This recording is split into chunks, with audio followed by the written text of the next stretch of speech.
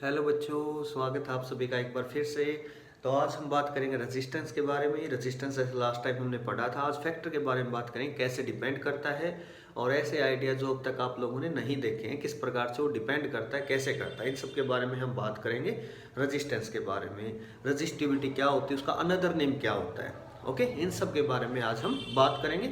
Series में कैसे find out करते हैं, पैरेलल में कैसे फाइंड आउट करते हैं। तो देखिएगा शाबाश, सबसे पहले हम बात करते हैं रेजिस्टेंस। ओके, रेजिस्टेंस से आज हम स्टार्ट करते हैं अपनी class. Resistance,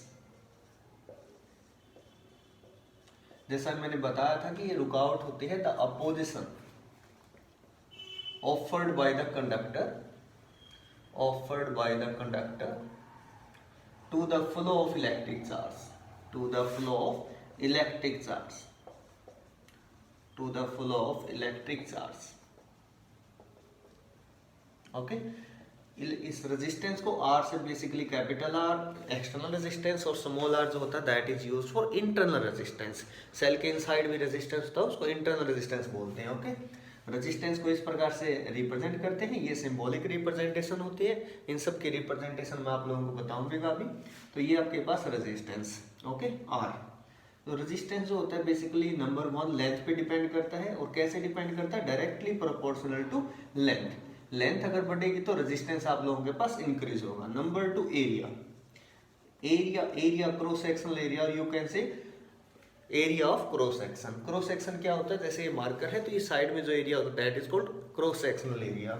it depends inversely proportional to that of cross sectional area.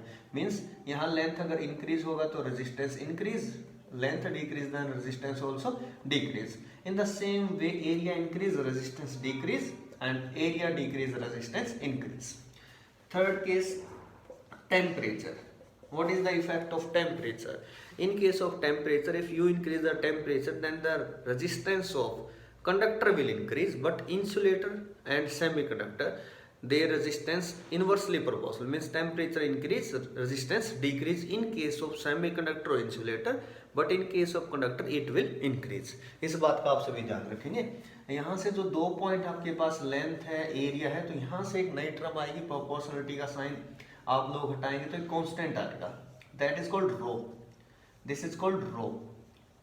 Row means resistivity, और you can say constant of proportionality. इसी रो को स्पेसिफिक रेजिस्टेंस बोलते हैं। बच्चा कंफ्यूज हो जाता है, एग्जाम में अगर पूछ लिया जाए कि स्पेसिफिक रेजिस्टेंस, तो स्पेसिफिक रेजिस्टेंस किसको बोलते हैं? रो को बोला जाता है आपके पास। और ये जो रेजिस्टिविटी होती है ये सिर्फ नेचर ऑफ मटेरियल और टेम्परेचर पे डिपेंड करती है। लेंथ कम करें ज़्यादा करें कोई फर्क नहीं पड़ता। फॉर एग्जांपल कोई चीज़ लोहे की है, उसको तोड़ देंगे, छोटा कर देंगे, तब भी तो लोहे की रहेगी। तो सेम कंसेप्ट यहाँ पे होता है और बच्चा कंफ्यूज हो जाता है। लेंथ कम कर दी सर, लेंथ कम कर दी तो हाँ रजिस्टिविटी कम हो गई, ऐसा कुछ नहीं है। Resistivity doesn't depend on the length and cross sectional area, but it depends on the nature of material and temperature. Okay, so what is the unit of resistivity? From here you have to calculate। a को आप इस side ले आएंगे और length नीचे आ जाएगी, तो रो जो है वो आएगी आर ए बाई एल। और रेजिस्टेंस की यूनिट अभी बताया था ohm, area metre square, length metre, metre to metre cancel, तो इसकी यूनिट होती है ohm metre, ohm metre. Okay, इस प्रकार से निकालेंगे इसको। स्पेसिफिक रेजिस्टिविटी बोलते हैं। और एक होता है कंडक्टेंस, जी से लिखते हैं, वो रेसिप्रोकल होता है रेजिस्टेंस की, और conductivity that is reciprocal to that of resistivity. Sigma is equal to 1/ρ। ये कुछ इन दोनों में रिलेशन होती है, स्पेसिफिक रेजिस्टेंस।